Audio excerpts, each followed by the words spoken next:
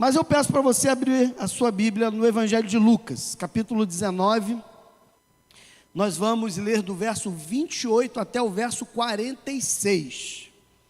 Os 4 evangelhos fazem a narrativa desse mesmo texto. Os 4 evangelhos.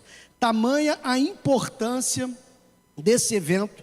Mateus, Marcos, Lucas e João vão se referir a esse texto, cada um deles com as suas nuances, cada um deles com o seu ponto de vista, mas todos eles vão fazer a citação desse texto. Lucas capítulo 19, a partir do verso 28, a palavra de Deus, as santas letras dizem assim: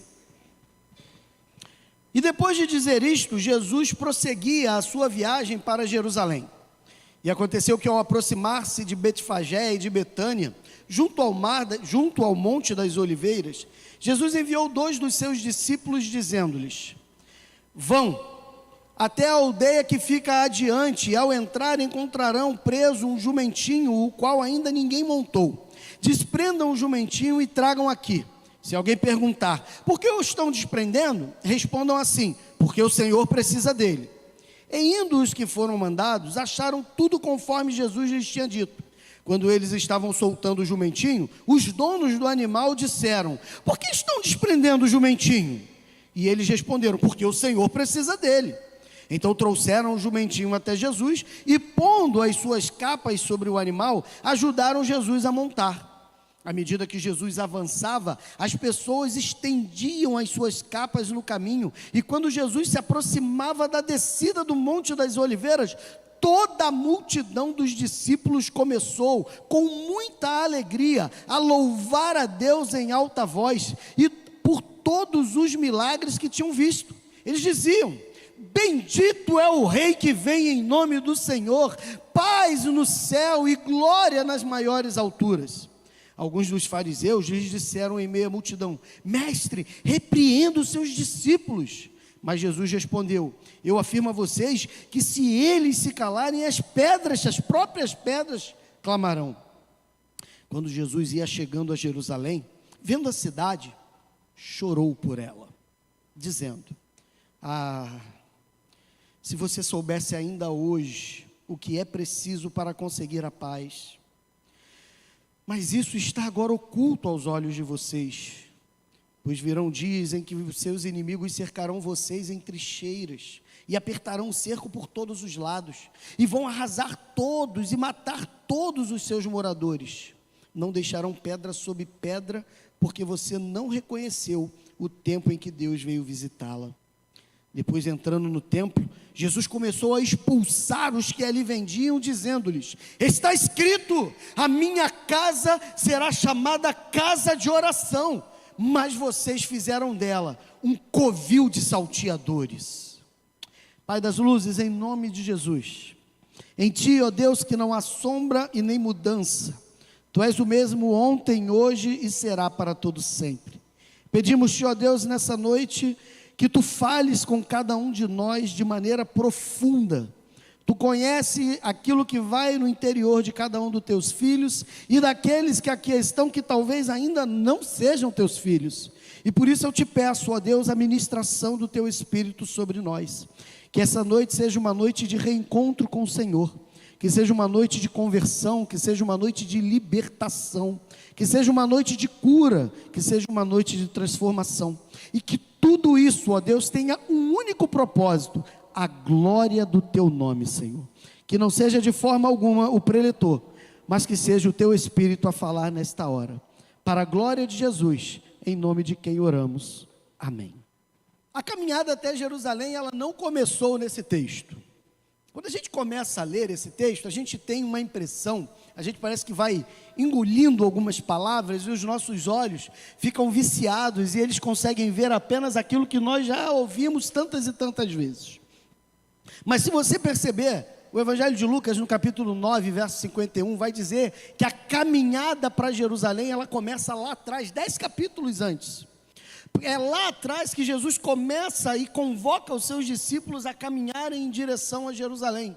E durante essa caminhada, em alguns momentos, ele começa a falar do motivo pelo qual eles estão indo para Jerusalém. E ele fala para os seus discípulos: olha, importa que nós possamos ir a Jerusalém, porque lá o Filho do Homem será entregue nas mãos dos pecadores e será morto. É durante essa caminhada que começa lá no capítulo 9, que Jesus começa a predizer o seu suplício, começa a falar o que vai acontecer, e em alguns momentos, inclusive, ele é repreendido pelos seus discípulos, como foi por Pedro. Pedro fala para ele: não, Senhor, é em Jerusalém, então não vamos para Jerusalém não, se é lá que vão fazer, então não vamos não. E Jesus o repreende duramente. Jesus o repreende duramente. Você cogita das coisas desse mundo, você não sabe nada dos planos de Deus, Satanás. Sai daqui. Porque na verdade, aquele era o propósito de Deus para a vida de Jesus, e Jesus o sabia muito bem. É ali que começa toda aquela caminhada. Mas, apesar de nós chamarmos que essa caminhada ser triunfal, nós vamos ver aqui que ela não é tão triunfal a entrada em Jerusalém, mas o cortejo até as portas de Jerusalém, esse sim, é um cortejo real. E eu queria que nós refletíssemos em 3 partes dentro desse texto lido. Nós vamos discorrer os versículos, mas nós vamos separar a nossa reflexão em 3 grandes partes. A primeira parte é a parte que eu chamo de a parte da alegria, da festa, da comemoração, de tudo aquilo que nós lemos aqui. Há uma grande festa. O verso 20, 30 e 31, ele fala as instruções de Jesus sobre ir buscar um jumentinho. Olha que coisa engraçada, irmãos. Ele é muito específico. Jesus fala: vão até a aldeia. Que aldeia é essa? Lembra que nós lemos lá atrás, no verso 29, a aldeia de Betânia e Betfagé. Ela ficava aproximadamente ali 3 quilômetros, mais ou menos, da cidade de Jerusalém. Mais ou menos 3 quilômetros, era bem próximo. E ele então fala: vão até a aldeia e vão lá adiante, e ao entrar, vocês encontrarão um jumentinho preso, o qual ninguém montou. As instruções são específicas. É um jumentinho, o texto hebraico, o texto grego aqui fala que é o filhote de uma jumenta, tá? Ou seja, era não sei se chama potro também, o filhote de um jumento, não sei, mas era um filhotinho de jumenta. E ele fala lá: ele não foi montado por ninguém, e vocês vão desprendê-lo, vocês vão soltar ele, vocês vão trazer. Se alguém se manifestar, se o dono aparecer e falar alguma coisa, vocês vão levantar: não, o Senhor precisa deles. Jesus dá especificações claras sobre aquilo que eles deveriam fazer naquele momento. Porém, irmãos, porque você imagina o seguinte: você está aqui numa festa, ou está aqui conversando no final do culto na igreja, ali na porta, e quando você olha para o outro lado da rua, tem 2 pessoas abrindo a porta do seu carro e entrando. Você vai gritar: pega ladrão, você vai correr atrás dele, né? Você vai tentar de alguma forma não permitir que aquilo aconteça. Jesus, ele fala para aqueles homens irem lá e pegarem aquele jumentinho, e se alguém perguntar alguma coisa, vocês vão dar essa resposta. E por que isso acontece, irmãos? Vamos analisar aqui todo o contexto e todo o cenário do porquê Jesus dá essa palavra. Primeiro, por que Jesus precisava de um jumentinho? Por que Jesus não precisava, por exemplo, de um cavalo, de um alazão, mas especificamente de um jumentinho? Porque ele é um rei de paz. Quem entra na cidade montado a cavalo é um rei conquistador. É a realeza que está entrando de maneira bélica na cidade, desafiando o governante local e dizendo que quer tomar a cidade. Não é essa a intenção de Jesus. Jesus era o rei aclamado, era o rei Messias, e ele queria cumprir a profecia de Zacarias, capítulo 9, verso 9. Eu quero ler com os irmãos essa profecia. Zacarias 9:9 diz assim: alegra-te muito, ó filha de Sião, exulte, ó filha de Jerusalém, eis que o teu rei vem até você, justo e salvador, humilde, montado em jumento, num jumentinho, cria de jumenta. Jesus, ele vai ali mostrar e demonstrar a sua realeza, e vem mostrar e assumir diante de todas aquelas pessoas que ele é o rei Messias. Se você já leu os evangelhos, você sabe muito bem que em vários momentos, quando as pessoas começam a aclamá-lo como rei, a aclamá-lo como Messias, ele vai e sai pela tangente. Ele não chegou o momento, em alguns momentos ele até repreendia: calma, ainda não chegou o meu momento, não fale isso para ninguém, não conte isso para ninguém. Ele era o Messias, mas ainda não era o momento de manifestar a sua messianidade às pessoas, não era a hora ainda dele demonstrar isso com clareza àquelas pessoas. Então ele pedia para que as pessoas, mas agora não. Agora a coisa mudou de figura. Ele vai entrar em Jerusalém e ele vai assumir a sua condição de rei Messias. Ele monta num jumentinho, porque ele sabia que ali se cumpriria a profecia de Zacarias. Ele sabia que quando assim o fizesse, as pessoas veriam que ele está assumindo quem ele é, o rei messiânico. É interessante isso. Aquilo fazia uma anunciação para as pessoas, mas uma anunciação diferente. E por que diferente? Porque no pensamento judaico, na cabeça dos judeus, o rei Messias, ele era um rei governador, ele é um rei triunfante, ele é um rei conquistador. Na cabeça judaica, até hoje inclusive, eles entendem que o Messias, ele virá para libertar Israel da opressão, mas para fazer de Israel cabeça das nações. Israel será a nação mais poderosa do mundo e o Messias governará com mão de ferro todas as nações. Então o pensamento daquelas pessoas é o seguinte: chegou a hora, nós vamos destronar César, nós vamos tomar de volta aquilo que é nosso, vamos expulsar Roma daqui. Esse era o pensamento deles. Mas aonde eles se confundiram? A profecia de Zacarias já disse que isso não ia acontecer. Disse, Valmir? Disse. O que eu li para você? Esse rei vem montado num jumentinho, humilde, para trazer paz, não é guerra.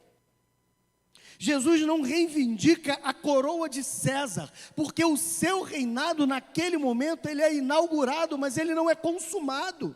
Jesus não está preocupado em recuperar os territórios perdidos para Roma. Jesus está preocupado em recuperar os corações perdidos para o pecado.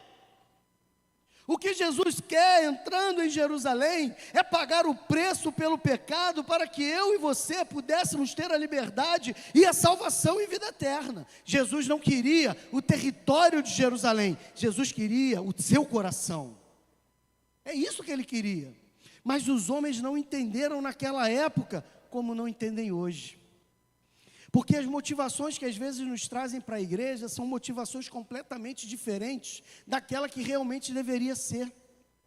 Por que você veio à igreja? Ou por que você vem à igreja? Ah, porque lá é bom, a gente sai de lá ali meio consolado, né? É um lugar de paz, é um lugar tranquilo.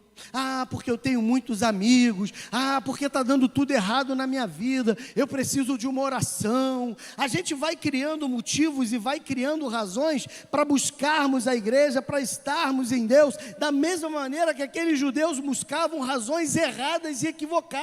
Jesus não está tão preocupado com isso. Jesus está mais preocupado com a sua eternidade. O que importa o homem ganhar o mundo inteiro e perder a sua alma? O que importa você vir à igreja hoje atrás de um emprego melhor, atrás de uma casa própria, atrás de uma palavra de consolo, atrás de uma cura? Tudo isso é válido, mas se essa é a sua motivação, você está equivocado. Porque tudo isso que você possa vir a conquistar nessa vida, em algum momento você vai morrer e você vai perder tudo isso novamente. Mas existe uma coisa que ninguém pode tomar de você: salvação e vida eterna. Essa é a diferença. Era isso que Jesus queria apresentar, mas eles não entenderam. O texto continua lá no verso 32, 34, vai ter interessante, porque Jesus dá uma palavra para eles. Quando eles vierem reclamar, quando o dono do animal reclamar de alguma maneira, você fala assim: o Senhor precisa deles. E aí eu confesso aos irmãos que eu fico numa maior dúvida com esse texto. Eu tenho muita dúvida. Por que o cara tinha que obedecer aquela palavra? Você imagina você lá, vamos voltar para a cena do carro, alguém está entrando no seu carro lá fora, e ele fala: ei, rapaz, meu carro. O Senhor precisa dele. Ele fala, aqui o senhor precisa dele, não, sai fora daí, rapaz, esse carro é meu. A gente provavelmente falaria isso. A gente não ia deixar o cara levar o carro de jeito nenhum, o senhor precisa dele, vai pegar teu carro, dá para o senhor, você, o teu. Mas não, aqueles homens entenderam, aqueles homens permitiram que o carro fosse levado. Eu já li alguns comentários onde os comentaristas vão dizer que Jesus teria combinado aquela situação com os donos do jumentinho. Gente, que loucura é essa? Jesus nem tinha chegado lá ainda. Como é que Jesus combinou alguma coisa? Jesus nem chegou lá ainda. Ele mandou 2 dos seus irem à frente, o texto diz isso, vão à frente. Ele não tinha ido, então não tinha combinado nenhum. Outros vão dizer outras coisas, cada um vai criando algumas histórias. Mas eu confesso que tem 2 que me chamam mais atenção. A primeira delas é que os proprietários entenderam que aquele jumento, aquele jumentinho, ele serviria a fins espirituais, a fins religiosos. Por que eles sabiam disso? Porque ele nunca havia sido montado. Ou seja, ele nunca tinha sido usado. Ele era um animal virgem que poderia ser utilizado para fins sagrados. E por conta disso, quando eles ouvem a palavra, o Senhor precisará deles, essa palavra Senhor ali no grego, é a mesma designação para Deus, Kyrios, que é a palavra que quer dizer Senhor quando se refere à divindade, quando se refere a Deus, quando se refere a Cristo. Então eles entenderam que aquela convocação, olha, Deus está precisando deste animal. Aqueles homens deveriam ser homens de fé, deveriam ser homens religiosos, tementes a Deus, e que entenderam que deveriam ceder aquele animal para ele poder servir a fins espirituais. E eram pessoas humildes. Como é que você sabe disso? Porque o jumentinho, o jumento, ele é um animal barato, desde aquela época até hoje. Ele é um animal barato. Mas o texto fala que eles tinham dono, que ele tinha donos, no plural. Um animal barato que tem mais de um dono, é porque muito provavelmente pessoas humildes se juntaram para comprar um animal de carga para poder servi-los. Então, na sua simplicidade e na sua humildade, eles conseguiram entender que aquele animal serviria para o serviço religioso, para um serviço espiritual. Deus sempre escolhe as pessoas simples, as pessoas humildes, porque elas são mais sensíveis, na maioria das vezes, pelo menos. Mas eu confesso que, apesar de ser muito interessante essa explicação, eu tenho uma mais simples e que eu gosto mais. E que não tem em nenhum lugar da Bíblia, é isso que eu vou dizer. Eu não li isso em nenhum comentário bíblico, mas eu tomei como verdade, é um axioma. Eu tomei isso como verdade mesmo, que não tenha nenhum tipo de comprovação. O que é, Valmir? Para mim, aqueles dois homens, aqueles proprietários daquele jumentinho, foram tocados pelo Espírito Santo. O Espírito Santo falou, olha, vão vir aqui, vão pegar, e é o meu filho que precisa, e quando você ouvir falar isso, você pode deixar ir, porque sou eu que estou mandando, e vocês vão obedecer. Eu acredito piamente que o Espírito Santo encheu aqueles homens, e eles então entenderam que aquilo serviria a um propósito muito maior do que apenas ser um animal de carga, e eles, sensíveis ao Espírito Santo, sensíveis à voz do Senhor, eles permitiram que aquele animalzinho se fosse. Meu irmão, o que é que o Espírito Santo está falando no teu coração para você deixar aí, você está segurando? O que é que ele está falando para você? Deixa aí, solta. Deixa aí, passou.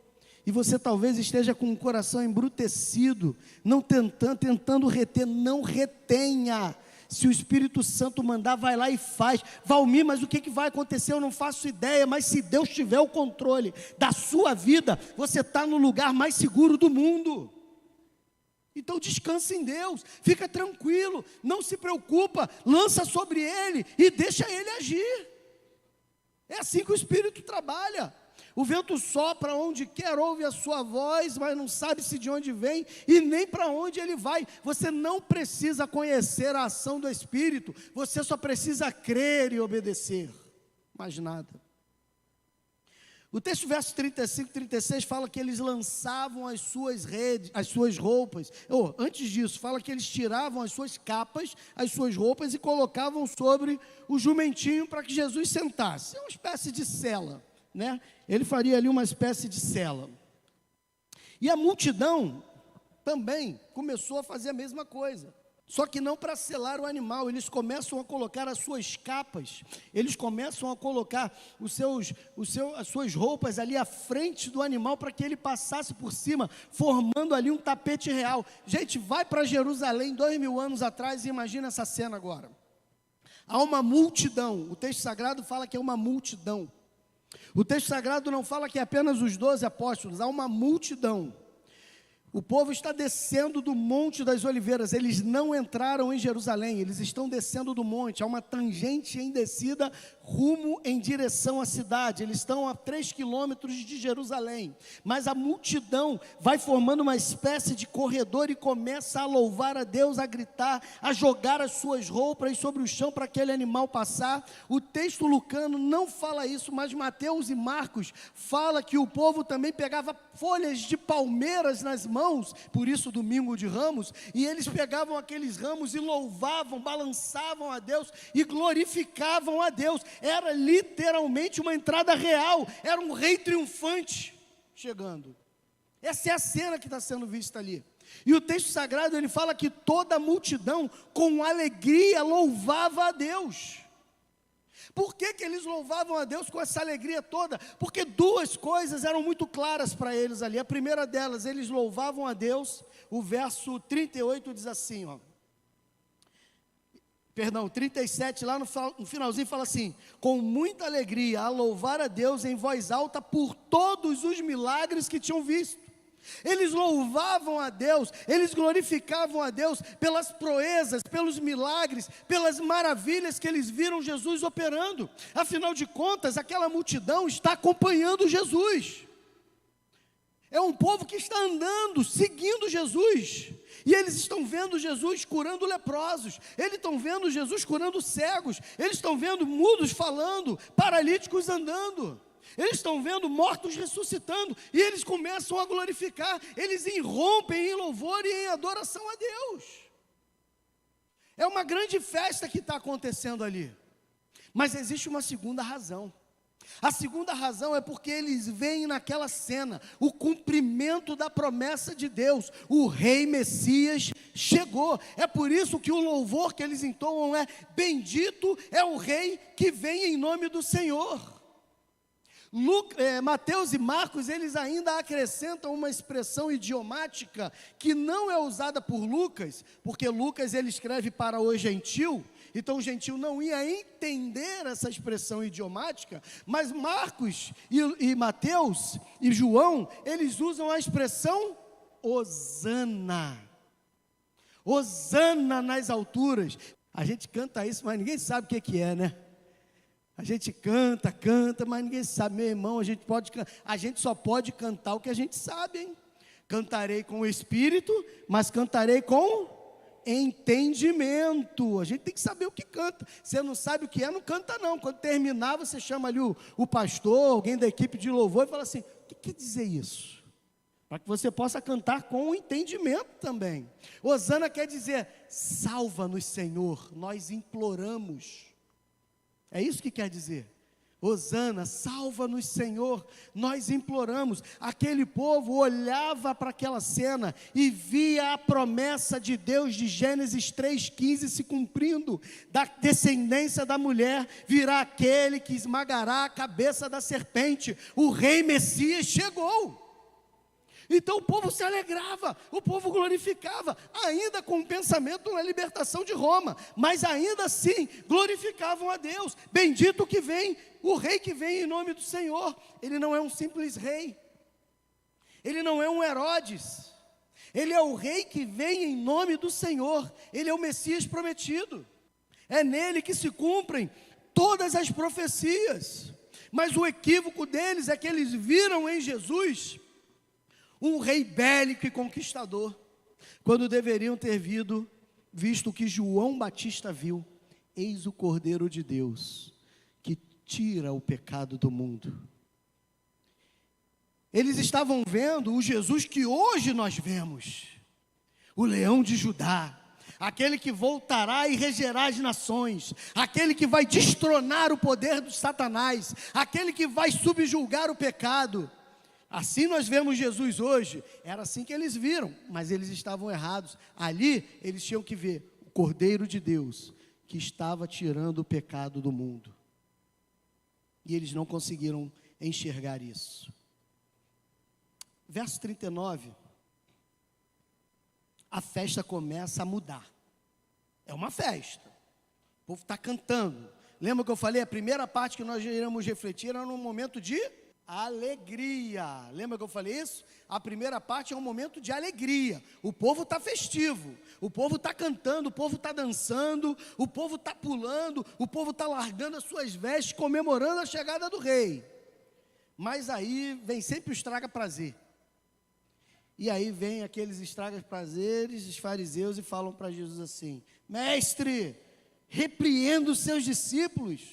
Mateus já ainda acrescenta: mande que eles se calem. Mas eles não falaram assim como eu falei. É assim que a gente imagina. Mas provavelmente eles falam assim: mestre, mande eles se calar. Faz silêncio, vocês não podem fazer isso. Por quê? Porque já tem um rei. Já existe um rei, a gente está chegando na porta de Jerusalém, os soldados romanos estão à porta de Jerusalém. Se nós chegarmos lá gritando, hosana ao nosso rei, hosana ao nosso rei, a guerra civil vai se instaurar, vai virar guerra, porque eles vão ver no Senhor o opositor do César. Não faça, manda o povo se calar, manda eles, silêncio, porque senão isso vai dar problema. Aí Jesus fala: não dá mais. A alegria tomou conta deles. Não dá mais para mudar isso. Porque mesmo que eles se calassem, a própria ação da natureza, as pedras, o louvor fluirá de algum lugar, os anjos cantarão, as pedras louvarão, não importa. O que está acontecendo é um evento único. O rei Messias está adentrando a cidade santa. Isso não pode ser contido por nada nem por ninguém. E assim se termina a primeira parte. Muita alegria, muita festa. Mas a segunda parte é de tristeza.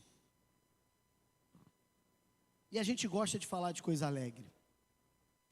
Mas Salomão nos aconselha a ir na casa onde há luto e não onde há festa. Porque a casa onde há festa a gente não para refletir. A gente não vê, não mede as consequências das nossas atitudes. A gente não consegue fazer uma reflexão real. Na casa onde há luto a gente pensa. A gente para, a gente reflete sobre o valor da vida, sobre a significância de estar com Deus. A gente é mais compelido a ter uma reflexão mais profunda sobre a realidade da vida e inclusive da morte. Então a gente precisa falar também da tristeza. A alegria passou. E o verso 41 se inicia com Jesus chorando. Quando Jesus ia chegando a Jerusalém, notem mais uma vez, quando Jesus ia chegando, ele não chegou ainda. Lembra que eu falei que a entrada não é triunfal? Por que a entrada não é triunfal? Porque ele ainda não entrou. O povo está a caminho, o povo desceu do Monte das Oliveiras, passou pelas aldeias de Betânia e Betfagé, está seguindo, está em cortejo real, louvando, glorificando a Deus, celebrando, mas ainda não entrou. Quando ele vai chegando, ele viu Jerusalém. Quando ele vê Jerusalém, a festa acaba. O choro toma conta de Jesus. Vendo a cidade, chorou por ela. Essa palavra chorou no grego, eklasaisen, é uma palavra que ela está numa conjugação verbal que nós não temos no português. Ela é chamada de aoristo. Essa conjugação, ela é muito difícil às vezes de nós entendermos, justamente porque ela não existe no português, mas ela dá ela quer dizer mais ou menos uma continuidade da ação. Ela não é uma ação paralisada. Jesus apenas chorou. Jesus não apenas chorou, Jesus continuou a chorar. Jesus continuou a se lamentar por aquela cena. Que cena, Valmir? Vocês foram para Jerusalém comigo lá? Lembraram de 2000 anos, aquela festa? O povo está vindo com ele de outras cidades. As pessoas estão vindo de outros lugares. Não é o povo de Jerusalém. É o povo que está acompanhando ele de diversas regiões. Quando ele entra em Jerusalém, quando ele vê Jerusalém, está vazia. Não há festa para a entrada do rei. Ninguém está comemorando a chegada real. Então, o que eles estão vendo agora, o que Jesus está vendo agora, é uma cidade vazia. Não há festa, não há comemoração, não há reconhecimento de que o Messias chegou. Jesus vê aquela cena e se entristece, porque ele sabe a consequência dessa atitude, a consequência dessa rejeição. João, lá no capítulo 1 do seu evangelho, ele vai dizer que Jesus veio para os que eram seus, esses judeus ali de Jerusalém, mas os seus não o receberam. Eles se negaram a ver o Messias, eles se negaram a entrar naquele cortejo real e louvar a Deus, eles se recusaram a isso, eles não aceitaram. E Jesus então lamenta: Jerusalém, Jerusalém, se você soubesse, ainda que hoje, o que é preciso para conquistar a paz, mas você não sabe, né? Você está cega espiritualmente. E o texto vai dizer aqui no finalzinho do verso 42, olha só: mas isto está agora oculto aos seus olhos. Agora não dá mais tempo para você ver Jerusalém. Você sabe uma grande preocupação que eu tenho, meu irmão?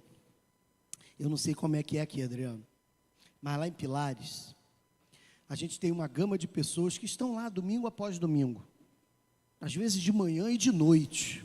Às vezes frequentam as nossas células, nossos pequenos grupos, participam de atividades da igreja, são até envolvidos, mas não têm vida com Jesus. Andam conosco, mas não são de nós. São pessoas que acreditam que pelo fato de frequentarem a igreja, de estarem envolvidos em atividades religiosas, isso está garantindo a eles salvação e vida eterna, mas não está. Meu irmão, se religião salvasse alguém, o mundo não teria mais problema, porque o que mais existe no mundo é religião. Inclusive, nunca se refira à sua fé como religião, porque a palavra religião no latim, religare, ela quer dizer que a sua religião te liga com Deus, religar o homem a Deus. Nenhuma religião é capaz de religar o homem a Deus.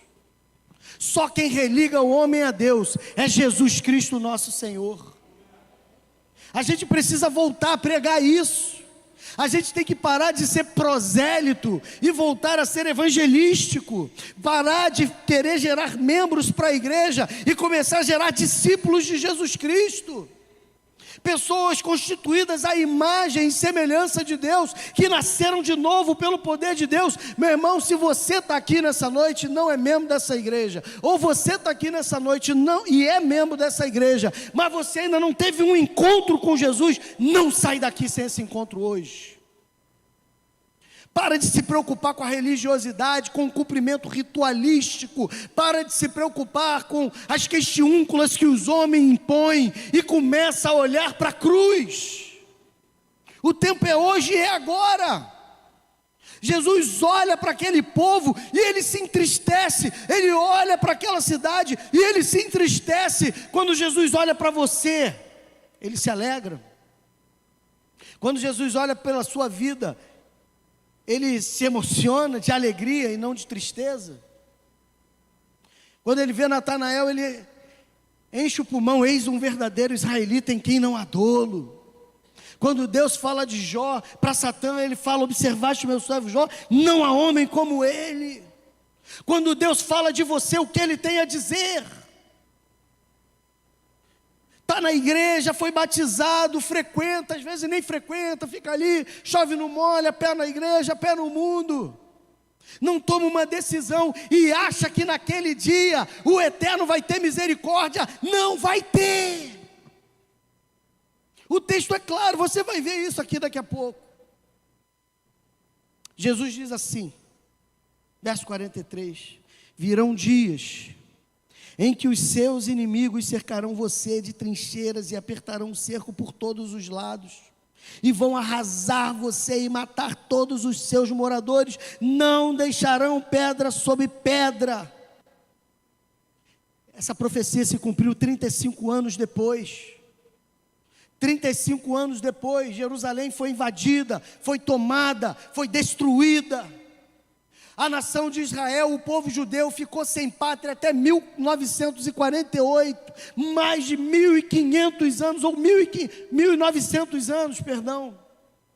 Cerca de 1.900 anos sem pátria. E sabe por que eles ficaram sem a pátria? Sabe por que eles ficaram sem a terra dele? Não foi porque Roma destruiu. Foi porque o texto lá no finalzinho do verso 44 diz assim, ó: porque você não reconheceu o tempo em que Deus veio visitá-la. O castigo de Deus, o peso da mão de Deus veio por Roma, como veio pela Babilônia antes, como veio pelo Egito antes. A gente está sofrendo com Roma em cima da gente, a gente está sofrendo com Babilônia, a gente está sofrendo com o Egito, porque não deixa Deus mudar quem nós somos. Vemos a igreja domingo após domingo, palavra após palavra, mas a gente não permite que o Espírito Santo nos transforme em outra pessoa. Continuamos com um coração cheio de rancor, cheio de raiva, cheio de mágoas, sem perdão, sem amor pelo próximo, sem afeição natural, vivendo a vida de duplicidade, na igreja de um jeito e fora dela é outra. Tem a terceira e última parte. A primeira é de festa e alegria. A segunda é de tristeza e lamento. Mas a terceira é de ira. Tudo começou com festa. A nossa vida sempre é uma grande festa, principalmente quando a gente é jovem. O jovem não mede a consequência do amanhã. É por isso que Salomão fala lá no capítulo 12 de Eclesiastes: lembra do teu Criador quando? Nos dias da tua mocidade. Porque a gente não pensa nos dias da mocidade. Os dias da mocidade a gente só quer curtição. Mas a palavra de Salomão vai continuar e ele vai dizer assim: antes que venham os maus dias. Você não vai ser jovem para sempre. O tempo vai passar. Os maus dias vão chegar. E você vai dizer: não tenho neles prazer. E aí vem a tristeza. Eu não tenho prazer nesses dias. Eu perdi a minha juventude. Eu desperdicei os meus anos. Eu achei que a gandaia e a farra da juventude preencheriam um vazio.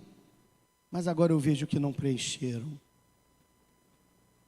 Mas a terceira parte é extremamente perigosa. Porque depois da alegria de Deus vem a tristeza dele. Mas depois da tristeza dele vem a ira. O texto fala que no verso 45, 46, que Jesus entrou no templo e começou a expulsar os que ali vendiam. Jesus começou a empurrar todo mundo para fora do templo, virar a bancada, e ele ficou furioso com aquela cena que ele estava vendo ali na casa dele. E os outros evangelistas vão dizer que ali estavam mercadores e cambistas. Sabe o que eram isso, irmão, naquela época? Vou simplificar aqui para os irmãos. O que os cambistas faziam? Eles eram responsáveis por trocar moeda, igual a gente tem hoje, casa de câmbio. Você vai lá comprar $1, você chega lá com o seu real, entrega o real e ele te dá o dólar. A gente tem um valor lá, né? Quando fechou o dólar, fechou R$6. Você vai lá, cada R$6 você pega $1. Era o que os caras faziam. Porque no templo só existia uma moeda de circulação. Entre o povo você tinha moedas gregas, você tinha moedas romanas, você tinha uma série de moedas que circulavam entre o povo, mas o templo, para a oferta do templo, só se aceitava a moeda de Tiro, da cidade de Tiro. Era a única moeda que aceitava. Então você chegava lá com o seu denário, você chegava com a sua dracma, você chegava lá, né, com o seu estáter, você chegava lá com a sua moeda, e aí você entregava a sua moeda para ele te dar a moeda de Tiro. Porém, eles supervalorizavam a moeda de Tiro. Eles supervalorizavam o câmbio. É como se hoje você tivesse que ir lá trocar $1 que fechou por R$6,20, e na hora que chegasse na casa do câmbio, o cara falasse: não, é R$20 $1. Eles supervalorizavam o câmbio. E os mercadores? Os mercadores talvez eram até mais cruéis. O que os mercadores eles faziam? Você chegava lá com a sua ovelhinha, com o seu cordeirinho, com a sua pombinha, para fazer o sacrifício. Quando você estava entrando, não, peraí. Da onde tu está trazendo esse cordeirinho aí? Não, é lá da minha fazenda, eu peguei o melhor, ele tem 1 ano de idade, novinho, não tem nenhum defeito, ele é o melhor novilho que eu tenho lá na minha fazenda. Não, mas esse não serve porque ele não é coxé. Mas coxé é só para gente. Não, ele também tem que comer ali coxé. Ele também precisa comer uma comida especial, senão ele está impuro, ele está imundo. Você quer oferecer a Deus alguma coisa impura e imunda? Não, de maneira nenhuma. Então você precisa comprar o que vende aqui no templo. Esse aqui é garantido. Eu tenho um aqui igualzinho o seu, ó, perfeito, ótimo, maravilhoso. Você pagou no seu R$150. Aí ele falava assim, então eu vou fazer o seguinte, vou te dar um desconto. Você me dá o seu, que aí eu dou um abatimento no meu aqui. O meu é um pouco mais, de 150. Então o meu está 700. Então você me dá o teu de 150 e me devolve aí R$550, fica tudo certo. Aí você não tinha opção, falou, não, só posso entregar para Deus o que é melhor. E aí você dava lá R$550, dava a sua ovelhinha, pegava a ovelhinha dele e levava para entregar, para fazer a oferta. Se você voltasse lá de repente de tarde, tu ia comprar a tua ovelha, porque a tua ovelha já estava lá no curral dele de novo. Eles eram ladrões, eles se aproveitavam das pessoas. Quando Jesus vê isso, ele fica furioso e ele irrompe em ira e braveja, minha casa será casa de oração, mas vocês fizeram dela um covil de ladrões. Não adianta vir para a igreja achando que vocês têm salvação. Aqueles homens estavam nos pátios do templo. Eles acreditavam que estavam fazendo um serviço religioso. Eles acreditavam que aquilo que eles estavam fazendo era para a glória de Deus. Mas Jesus chama ele de ladrões. Meu irmão, não existe num reino espiritual meio termo. Jesus deixa isso muito claro quando ele expulsa aquele demônio mudo daquele jovem e ele fala ali para aquelas pessoas, quem não é por mim é o quê? É contra mim. Não existe neutralidade nessa vida. Se você não confessou a Jesus como o único Senhor e Salvador e vive para a glória dele, o seu Senhor é o diabo. Que isso, Valmir, que palavra dura. Mas eu não posso mentir para você. Não existe meio termo. Ou você está com Jesus, ou você está com Satã. Você passou pela alegria de vir à igreja, talvez a tristeza de ouvir uma palavra dura, mas eu preciso dar essa palavra para que você naquele dia não enfrente a ira de Deus. A palavra de Deus diz, o autor aos Hebreus diz que horrenda é a coisa cair nas mãos do Deus vivo. Meu irmão, o inferno é um lugar tão terrível, que nem Jesus conseguiu descrevê-lo. Já repararam isso? Jesus, como é esse lugar? É fogo e ranger de dente, o verme come e não acaba, e é terrível. As palavras humanas não conseguem descrever o horror do inferno. Jesus, assim como cada um que sobe nesse púlpito, estão advertindo a gente para que não façamos por aquele lugar. Hoje pouco se fala de inferno. A gente só quer ouvir as maravilhas do céu.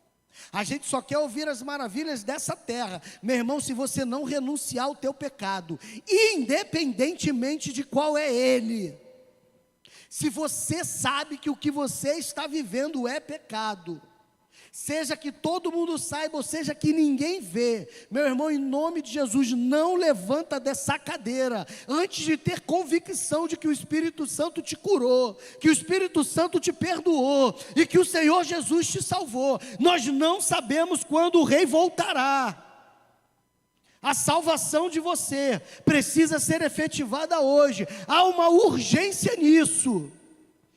Eis que estou à porta e bato, ele está batendo, abre, em nome de Jesus. O momento é agora, o dia chegou.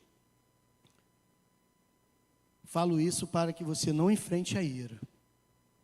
Hoje, talvez, Jesus olhe com tristeza para a sua vida, porque lhe falta ainda a decisão, a mudança, a transformação, mas ainda não é a ira. Quando a ira se manifestar, a palavra que Jesus disse para Jerusalém também se cumprirá na vida daqueles que não tomaram essa decisão. Agora está oculto a você. Você não pode mais tomar essa decisão. Feche seus olhos. Fala você com Deus. Não importa se você é batizado há 40 anos, se você é membro de igreja, não importa se você não é. Volto a dizer, eu não estou falando de religião, não estou falando de rol de membros. Rol de membros não é livro da vida. Rol de membros não é livro da vida. Se o teu nome estiver no rol de membros e não estiver no livro da vida, você vai para o inferno. Isso é a realidade que a Bíblia mostra para todos nós. Apartai-vos de mim, malditos, para o fogo eterno, preparado para o diabo e os seus anjos. Deus não preparou o inferno para você e para mim. Deus preparou o inferno para o diabo, mas existem aqueles que não se renderam a Deus e por isso terão a mesma condenação do diabo. Faça você a sua oração, faça você a sua confissão. E fala para Deus: Senhor, me perdoa. Eu sei que eu tenho andado errado, eu sei que eu tenho andado em pecado, eu sei que eu não tenho vivido a vida que eu deveria viver. Eu sei que não importa o batismo, eu sei que não importa os cargos que eu possuo na igreja, eu sei que não importa nada, o que importa é Jesus. Por favor, Senhor, transforma a minha vida. Faça você essa oração, toma você essa decisão, faça você a sua escolha. Não saia daqui dessa noite sem Jesus dominando toda a sua vida. Em nome de Jesus eu faço esse clamor por você. Ó Deus, eu não sei a condição espiritual desses que cá estão, eu não sei o que aflige a sua alma, eu não sei aonde vai os seus pensamentos, eu não sei o que fazem, ó Deus, no oculto do particular da sua vida, fora desta congregação, mas Tu conheces todos eles, Senhor. Não há nada escondido perante os Teus olhos, todas as coisas estão latentes diante de Ti. Por isso, Pai, eu Te peço para escruta o coração dos Teus aqui neste lugar. E, ó Pai, que seja noite de reencontro contigo, que seja noite de salvação, que seja noite de quebrantamento, ó Deus. Pai, por favor, não permita que eles saiam daqui, que todos que se encontram nesse lugar possam ter ouvido a doce voz do Teu Espírito, Senhor, e possam se curvar ante a Tua majestade e reconhecer que Jesus Cristo é o Senhor, para a glória de Deus Pai. Por favor, meu Deus, que o Rei bendito, que entrou em Jerusalém e que foi rejeitado por eles, possa encontrar em corações nesta noite morada, Senhor. Que não haja ira para esses, mas que haja sim uma palavra de alegria e de consolo naquele grande dia. Vinde benditos de meu Pai, entrai na terra que vos foi preparada desde a fundação do mundo. Senhor, que cada um desses que aqui estão possam ouvir esta palavra naquele dia, Senhor. Salva vidas nesse lugar, Senhor, por favor. Eu Te agradeço, Deus, pelo privilégio de pregar a Tua palavra, mas Te peço para que eu mesmo vigie, para que eu não seja também reprovado. Que cada um de nós venhamos nos apresentar com a consciência tranquila e cheios do Teu Espírito naquele dia. Maranata, vem Jesus. Amém.